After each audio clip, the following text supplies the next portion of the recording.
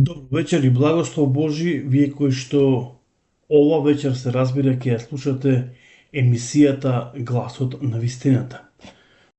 Почитувани, јас сакам да ве поздравам и да ви посакам добра ноќ, поточно благословена вечер со емисијата Гласот на вистината. Кога зборуваме за вистината, тогаш зборуваме, се разбира, за Светото писмо Библијата. Зошто? Затоа што преку самото Свето писмо ние можеме да ја откриеме вистината.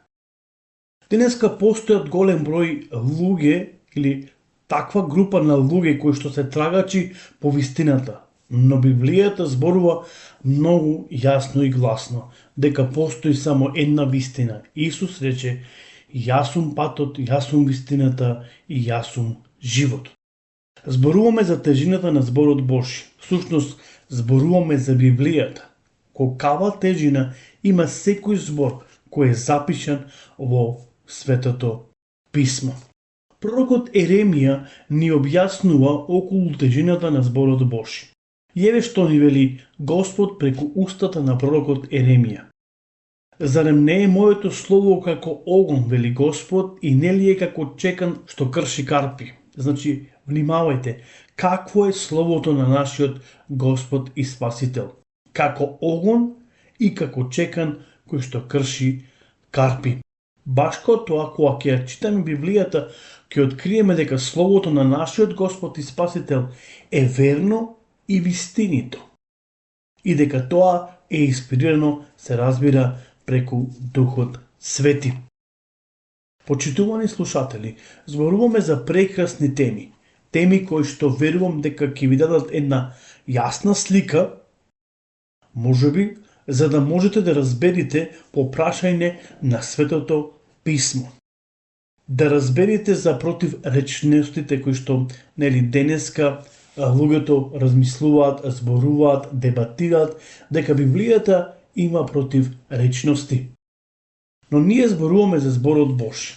Прво ќе дадеме аргументи по прашање на авторитетот на Словото Господово, на Библијата, а потоа ќе можеме да зборуваме точно за противречностите. Ќе дадеме неколку примери, библиски примери или стихови кои зборуваат еден против друг. Но во таа буквална смисла така би изгледало сето тоа. Но ќе видиме понатаму како едноставно стојат работите. Дали навистина Библијата има противречности?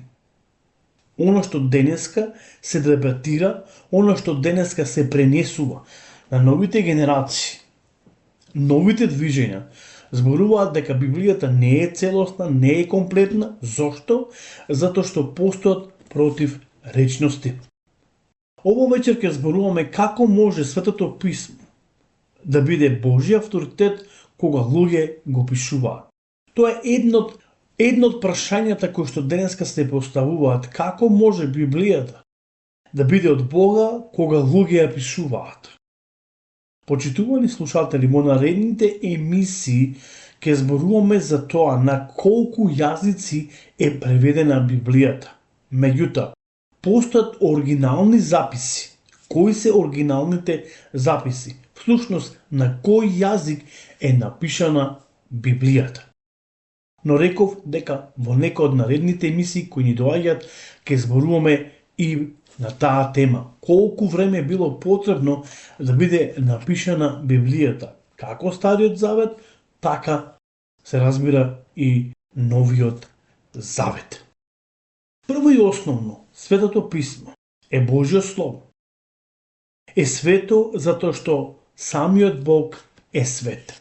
Еве зошто писмото е наречено свето. Затоа што самиот Бог се декларира, всушност тој се представува меѓу својот народ дека тој е свет.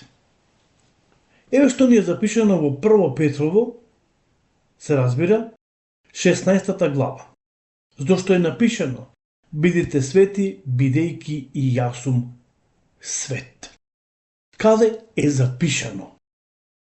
Овдека апостолот Петар само едноставно не подсетува на она што е запишано веќе во Стариот Завет. Всушност, во пето книжието на Мојсе. И затоа тој вели, зошто е напишано, бидете свети, бидејќи јас сум свет, вели Господ.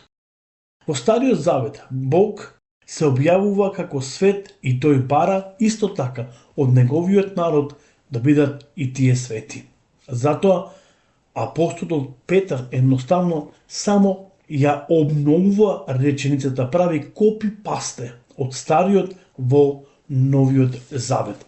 Еве ќе прочитаме во Левитската книга, всушност во третата книга на Мојсе, 11 глава, 44 и 45.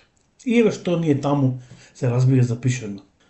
Зошто јас сум Господ, вашиот Бог, осветувајте се и бидете свети, бидејќи јас сум свет. И немојте да ги осквернувате душите ваши, со каков и да е живот што лази по земјата, бидејќи јас сум Господ што ве извадов од земјата египетска, за да ве бидете, поточно да ви бидам Бог, и така вие бидете свети, зашто јас сум свет. Исто така во таа иста книга, 19 глава, 2 стих ни е запишено. Каже му на целото општество, на синовите на Израел, речи им, бидете свети, затоа што сум јас, вели Господ, вашиот Бог. Значи, Бог бара од народот да биде свет, затоа што тој е самиот свет. Верата во живиот Бог бара да бидеме свет народ, затоа што самиот Господ, се разбира, е свет. Потоа во 20 глава од книгата Левитска, тоа е всушност третата книга на Мојсе, 7 стих вели вака: осветувајте се и бидете свети, затоа што сум јас свет, вели Господ, вашиот Бог. Потоа во таа 20 глава, 26 стих ни е запишено: бидете свети пред мене, затоа што јас сум свет, Господ, јас ве извадов од сите народи. Во некои преводи пишува ве извадов или ве одвојав од сите народи за да бидете свети. Видовме зошто Божјото Слово е свето, затоа што самиот Бог е свет. Иако денеска многу луѓе размислуваат дека Божјото Слово го пишуваат луѓе, зошто може тоа да биде свето? Еве одиме понатаму и ќе видиме зошто Словото Господово е свето. Апостол Павле му пишува на младиот Тимотеј, кој што всушност бил и негов ученик. За да не се сомнева во Светото Писмо, во зборот Божи и во светите, се разбира, преданија. Во 1 Тимотеј 3, 3 глава 16-17, всушност во 2 Тимотеј 3 глава 16-17 вели дека целото писмо е од Бога вдахновено, полезно за поука, за казнување, поправање и поучување во праведноста, за да биде Божјиот човек, усовршен и совршен и подготвен, се разбира, за секое добро дело. Еве како апостол Павле му зборува на Тимотеј. За да може човекот да биде, се разбира, совршен, за да може да биде подготвен како треба да биде. Сабле. Ке зборуваме една кратка, ке дадеме еден краток опис за Сабле, кој подоцна е Павле. Павле во превод значи најмал. Во Дела апостоли 13 глава 9 стих вика: но Савле наречен Павле. Тој бил роден од Тарсис, фарисеј, или бил од фарисејско семејство, но се здобил со римско државјанство. Во Дела апостоли 23 глава 6 стих вели вака: кога дозна Павле дека еден дел од нив се садукеи, а другите се фарисеи, извика од Синдрионот: луѓе браќа, јас сум фарисеј, син на фарисеј, за надеж во воскресението на мртвите. Ми судите? Бил пороснат при големиот рабин Гамалил. Во Филипјаните 3 глава 5 стих вели: кој сум обрезан во 8 ден од родот Израилев, од Вењаминовото колено, евреин од евреите, познат по законот на фарисеите. Прво, Зошто зборуваме за Павле?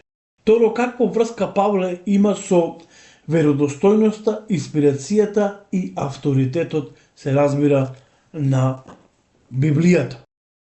Видовме дека Павле бил фарисеј по закон непорочен. Фарисеите биле верски водлачи или учители на народот. Друго, добро го познавале писмото и законот Мојсей. Затоа апостол Павле го поучува младиот Тимотеј дека целото писмо е од Бога, за да може уште повеќе да ја расврсти неговата вера. Во 2 Петрово, првата глава, 20-21 вели, знајќи го прво тоа дека ниедно пророштво од писмото не е собствено кажување на пророкот, зашто никогаш според волјата не е извршено пророштво, туку светите Божји луѓе зборувале потикнати од Духот Свети. Во Дела апостоли, 3 глава, 21 стих ни е запишено: кога небото треба да го прими до онаа време, кога ќе се воспостави се што беше рекол Бог преку устата на сите своји пророци од создавањето на светот. Еве само 2 до 3 тези и тука ќе завршиме вечерашната наша емисија. Некој рекол дека тој збор не е како што збор на човек, туку како живо суштество, бидејќи самиот Бог делува низ него. Потребно е само да се посвети малку повеќе време и внимание. Некои стихови можат да се разберат само така кога барем деловно се познава или се познава јазикот кој е напишан на Библијата на оригинален начин. Сите докази кои што достига ги изнесовме докажуваат нема ниту една противречност во Библијата. Таа е веродостојна и инспиративна од Духот Свети. Почитувани слушатели, имајте убава и благословена вечер и се разбира, ќе продолжиме понатаму да зборуваме дали Библијата или дали во Библијата има противречности. Затоа дотоаш имајте убава и благословена вечер и се разбира, се слушаме со емисијата Гласот на вистината. Пријатно!